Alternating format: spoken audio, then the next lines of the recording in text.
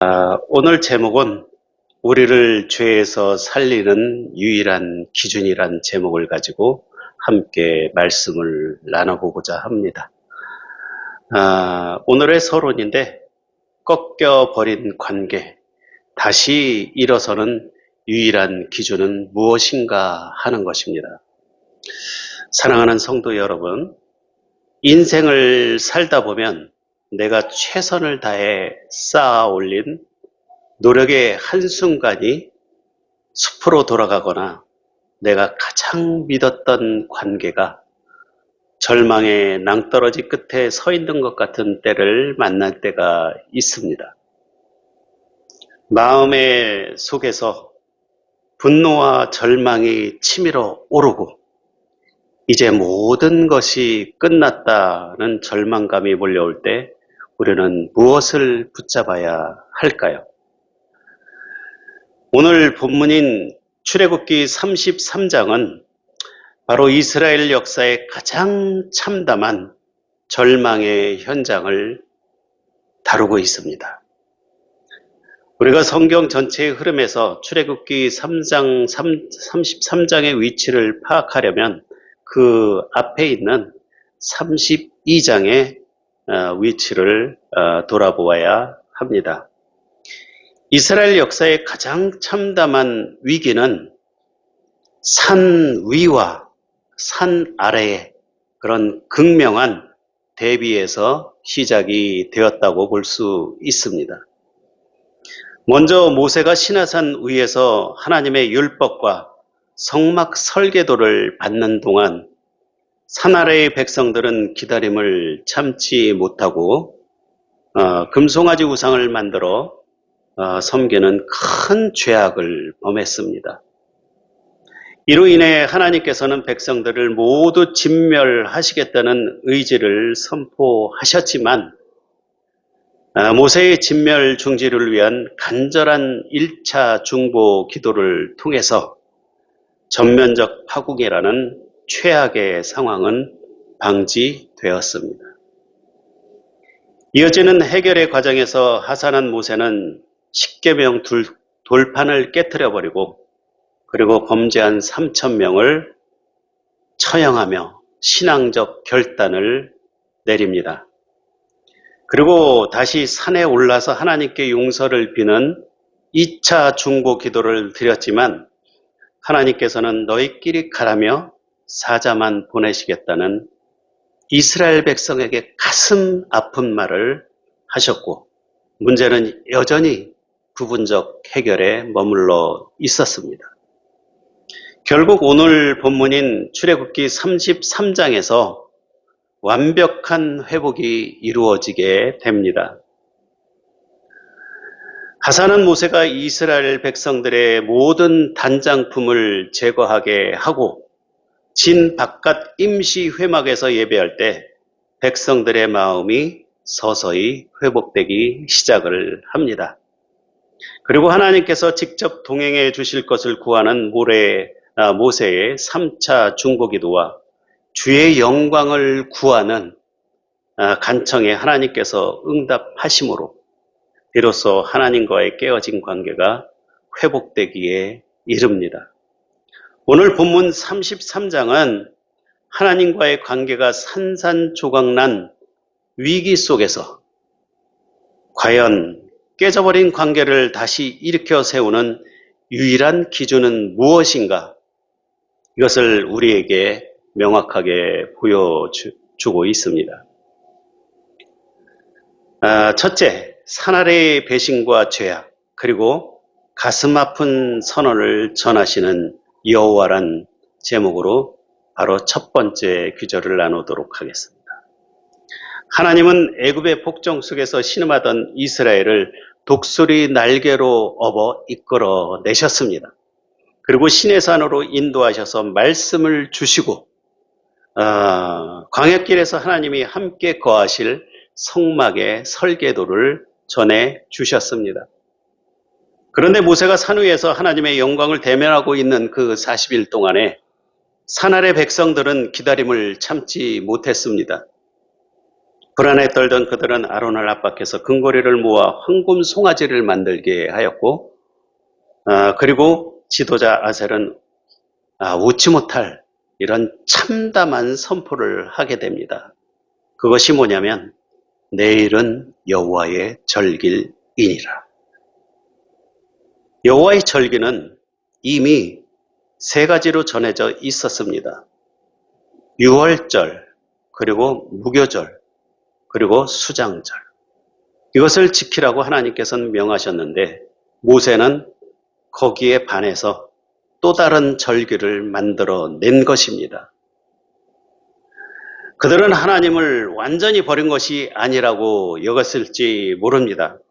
다만 자신들을 위해서 자기 입맛에 맞는, 자신들이 움직이고 싶은 그런 형태의 하나님을 만든 것입니다. 즉 황금 송아지라는 가짜 하나님을 만들어내고 그 앞에서 먹고 마시며 뛰놀았던 것입니다. 이것은 무엇입니까?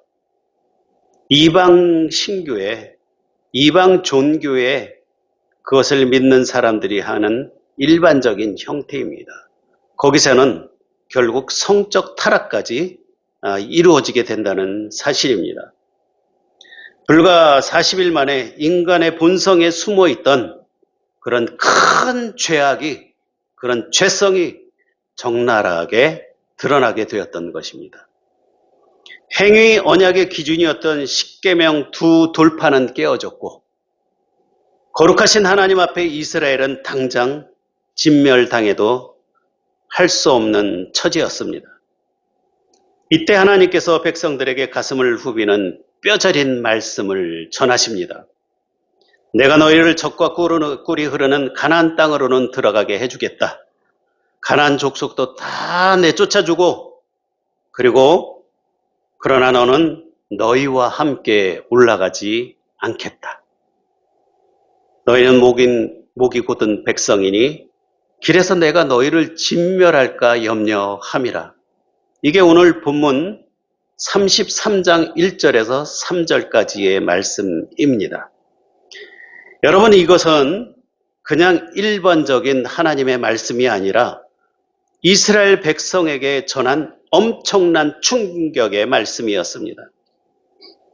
연날리기를 한번 생각해 보십시오. 연이 그런 얼레의 줄레 튼튼히 매어 있을 때 바람 타고 하늘 높이 높게 자유롭게 날 수 있습니다.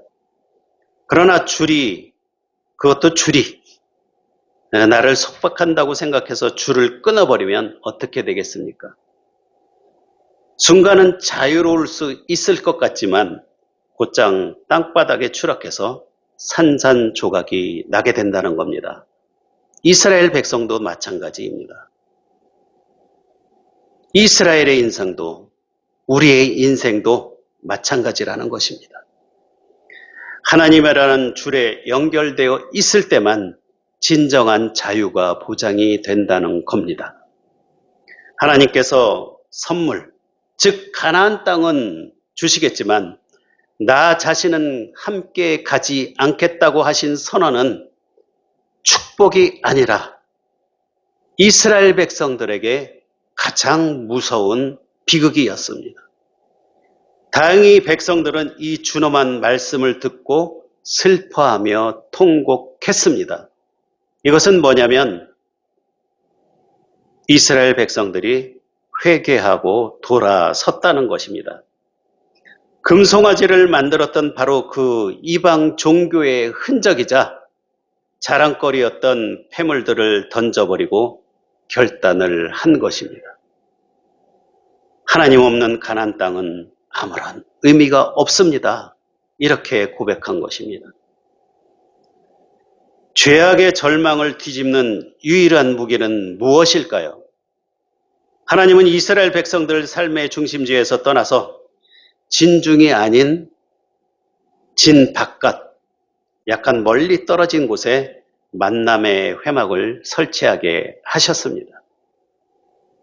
백성들은 자기 장막문에 서서 회막으로 나아가는 모세를 바라보면서 하나님 임재의 구름 기둥 앞에서 예배하기 시작을 했습니다.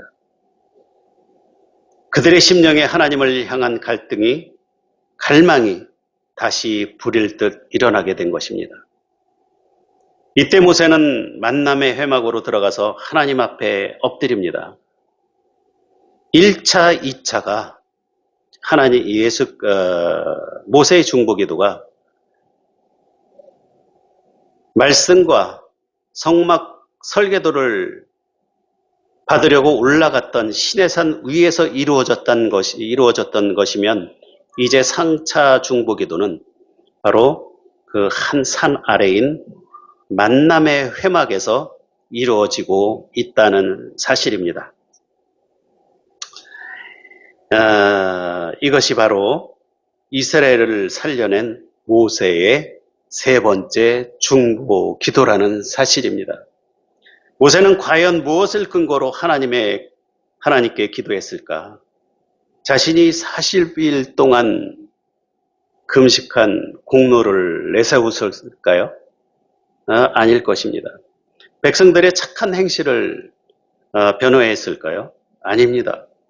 이스라엘에게는 내세울 자격이 단 하나도 없었습니다. 이때 모세가 붙잡은 단 하나의 무기, 오늘 본문에 반복해서 나오는 핵심 단어 한 가지가 있습니다. 바로 은총입니다. 12절, 13절을 한번 우리 함께 읽어볼까요? 12절, 13절입니다. 찾으셨으면 함께 봉독하도록 하겠습니다. 다 찾으셨죠? 모세가 여호와께 아뢰되 보시옵소서, 주께서 내게 이 백성을 인도하여 올라가라 하시면서 나와 함께 보낼 자를 내게 지시하지 아니하시나이다. 주께서 전에 말씀하시기를 나는 이름으로도 너를 알고 너도 내 앞에 은총을 입었다 하셨은즉 내가 참으로 주의 목전에 은총을 입었사오며 원하건대 주의 길을 내게 보이사 내게 주를 알리시고 나로 주의 목전에 은총을 입게 하시며 이 족속을 주의 백성으로 여기소서. 아멘.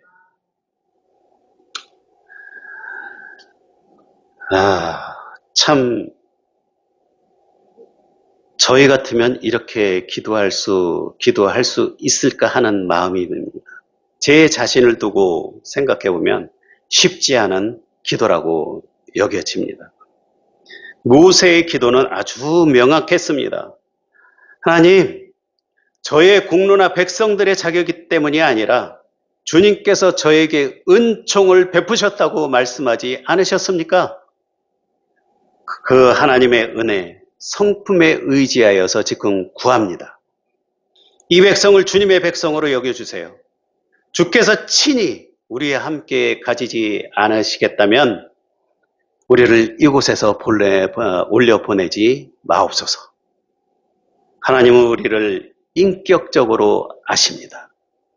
오늘 12절과 17절에서 하나님은 내가 너 이름으로 알고 너를 이름으로도 알고 너를 안다고 말씀하십니다. 오늘 우리에게도 같은 말씀을 하고 계십니다.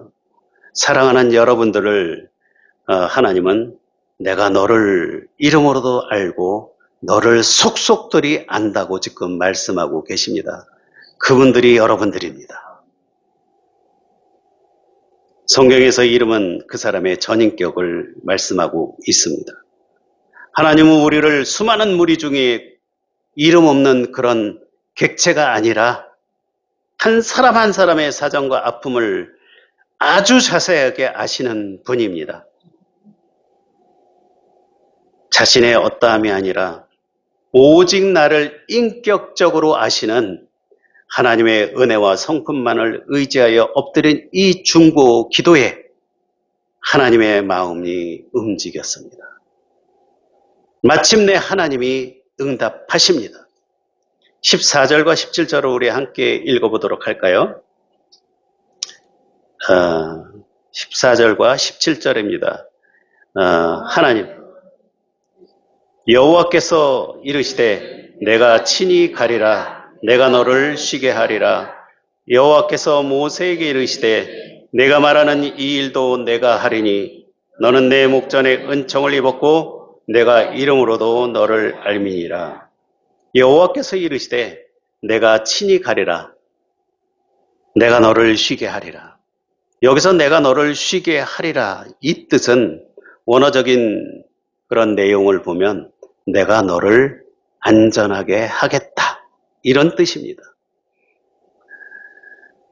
그리고 이제 깨어졌던 관계가 중보자의 은총에 호소하는 기도로 말미암아서 완전히 회복되게 됩니다. 이제 세 번째로 반성 틈, 십자가 사랑이라는 기준은 무엇을 말하는 걸 것일까 하는 것입니다. 동행의 약속을 받은 모세는 한 걸음 더 나아가서 담대히 구하게 됩니다. 18절입니다. 원하건대 주의 영광을 내게 보이소서. 이 엄청난 것입니다. 우리는 이것들을 이렇게 쉽게 구할 수 있는 그런 부분들이 아닙니다. 그러나 모세는 점진적인 그런 구함을 통해서 이곳까지 하나님 앞에 구하게 됐다는 사실입니다. 즉 하나님의 얼굴을 보여달라는 것이었습니다. 그러나 죄인인 인간이 거룩하신 하나님의 얼굴을 직접 보면 그 자리에서 죽을 수밖에 없습니다. 이에 여호와 하나님은 모세의 요청을 들어주시면서도 그가 살 수 있는 놀라운 은혜의 방법을 마련을 하십니다. 21절에서 23절까지 말씀입니다. 우리 함께 읽어보도록 할까요? 21절에서 23절까지 말씀입니다. 시작. 여호와께서 또 이르시기를 보라 내 곁에 한 장소가 있으니 너는 그 반석 위에 서라. 내 영광이 지나갈 때에 내가 너를 반석 틈에 두고 내가 지나도록 너를 손으로 너를 덮었다가 손을 거두르니 내가 내 등을 볼 것이요 얼굴은 보지 못하리라. 아멘. 하나님은 모세에게 나는 은혜 베풀 자에게 은혜를 베풀고 긍휼히 여길 자에게 긍휼을 베푸느니라 이렇게 말씀을 하셨습니다. 그러면서 당신의 선한 성품을 선포하십니다. 즉 은혜 베풀 자에게 은혜를 베풀고 긍휼을 베풀 자에게 긍휼을 여길 자에게 긍휼을 베푸는 그것이 하나님의 선한 것이라는 것입니다. 그것을 보는 것이 바로 하나님을 보는 것이라고 하나님은 말씀하고 계신 것입니다. 그리고 모세를 반석 틈에 숨기셨습니다. 여러분 왜 하필 반석 틈일까요? 이 반석은 출애굽기 17장 호렙산에서 목말라 죽어가는 백성들을 위해서 지팡이에게 맞고 깨어져 생수를 내뿜었던 바로 그 반석입니다. 사도 바울은 고린도전서 10장 4절에서 명확히 이렇게 선언합니다. 그 반석은 곧 그리스도시니라. 우리가 하나님의 거룩한 진노를 피하고 진멸당하지 않으며 감히 하나님의 은혜를 누리며 살아갈 수 있는 유일한 그곳, 그것은 바로 나의 죄를 위해 십자가에 찢기시고 매맞으신 예수 그리스도의 틈, 예수 그리스도의 상처, 십자가입니다. 구약의 모세는 반석 틈에서 하나님의 등만 바라보아야 했고 산에서 내려올 때 얼굴의 광채를 가렸습니다. 그러나 예수 그리스도께서 십자가에서 단번에 이루었다 선언하시며 돌아가실 때 성소의 휘장이 위에서 아래로 단번에 갈라졌습니다. 이제 우리는 반석 틈에서 등만 바라보는 존재가 아닙니다. 흔적만 느끼며 보며 그렇게 살아가는 존재도 아닙니다. 십자가의 피 공로를 잊고 수건을 벗은 얼굴로 은혜의 보좌 앞에 당대히 나가는 성도가 되었다는 사실입니다. 오직 은혜만을 인생의 기준으로 삼읍시다. 사랑하는 성도 여러분, 아담과 하와, 노아, 아브라함, 모세, 다윗, 베드로, 성경에 등장하는 수많은 인물을 살리고 마침내 승리하게 된 유일한 기준은 그들의 자경이나 뛰어난 업적이 아니었습니다. 그들이 넘어지고 실패할 마다 다시 일으켜 세운 것은 하나님의 은혜와 긍휼이었습니다. 오늘 우리의 삶과 가정과 일터, 그리고 우리가 섬기는 선교지와 복음 전도의 현장에서 우리와 그들을 살리는 원동력도 내 능력이나 조건이 아닙니다. 오직 십자가 사랑을 붙드는 기도입니다. 선물보다 하나님 그분을 구하십시오. 재물, 성공, 건강이라는 선물만 믿고 하나님과의 동행을 놓친다면 그것은 반드시 비극이라고 여겨집니다. 주님, 주께서 함께하지 않으시려면 저를 한 걸음도 보내지 마옵소서. 이렇게 고백했던 모세처럼 하나님 그분을 삶의 최우선으로 삼으시길 바랍니다. 내 공로가 아닌 온총을 의지하여 기도하시기 바랍니다. 하나님 앞에서는 그 누구도 자신의 공로를 내세울 수 없습니다. 오늘 날마다 겸손히 하나님의 은총과 긍휼에 호소할 때 하나님의 마음이 움직이고 우리의 깨어진 삶이 회복됩니다. 찢기신 반석, 예수 그리스도의 십자가 틈으로 들어가시길 바랍니다. 나의 연약함과 고집스러운 재석 때문에 낙심이 될 때마다 나의 죄를 위해 십자가에서 몸을 찢기신 예수 그리스도의 은혜로 들어가시길 바랍니다. 하나님은 오늘 우리에게 말씀하십니다. 내가 친히 가리라. 내가 너를 쉬게 하리라. 오직 십자가의 은혜와 긍휼만을 삶의 유일한 기준으로 삼아서 날마다 하나님과 동행하며 참된 안식을 누리는 우리 모든 성도님들이 되시기를 주님의 이름으로 축복합니다.